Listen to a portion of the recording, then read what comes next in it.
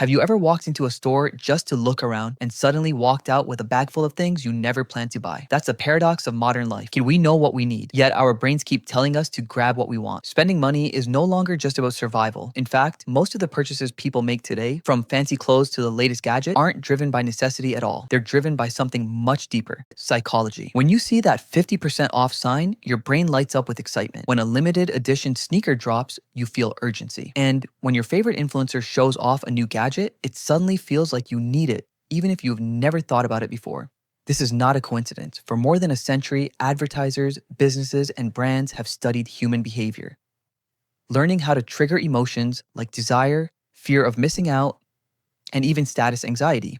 They don't just sell products, they sell feelings. But why are we so easily manipulated? And why do we repeat the same cycle of buying, regretting, and buying again? To understand that, we need to go back to the roots of consumer behavior and how our brains are wired to chase rewards. Every time you make a purchase, your brain rewards you with a shot of dopamine, the same chemical that fires when you eat chocolate, win a game, or get a like on social media. This dopamine rush makes buying feel good. But here's the twist. The brain doesn't actually release the strongest dopamine when you get the item, it releases it when you anticipate the item. That's why online shopping is so addictive. Waiting for a package feels like a mini Christmas every time. Retailers know this, and they've designed stores, ads, and even apps to keep you hooked.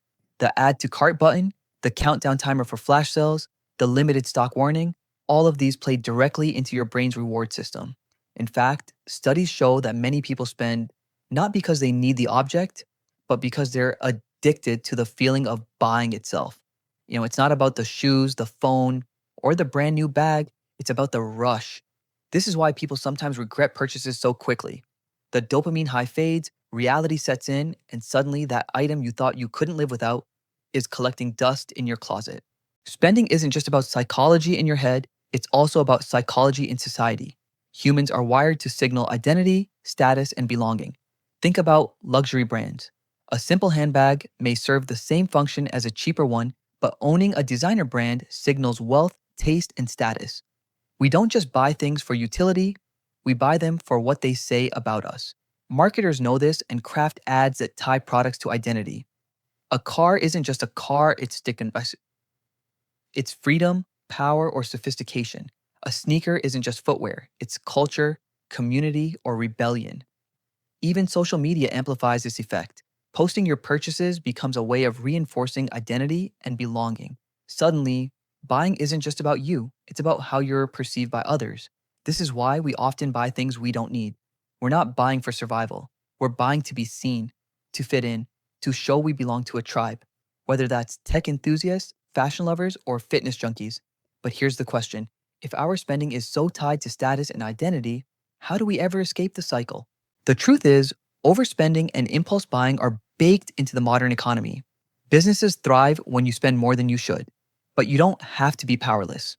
The first step is awareness, realizing that every sale, every ad, every limited offer is designed to hack your brain, gives you back some control. The second step is intentionality.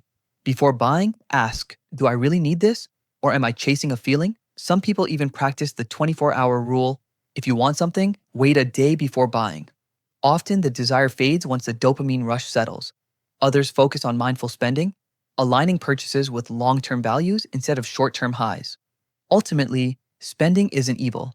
Shopping can bring joy, connect communities, and even inspire creativity. The problem begins when we let our psychology control us instead of the other way around. So, the next time you're about to buy something you don't need, remember, you're not just fighting against a product, you're fighting against a century of psychological tricks designed to make you spend.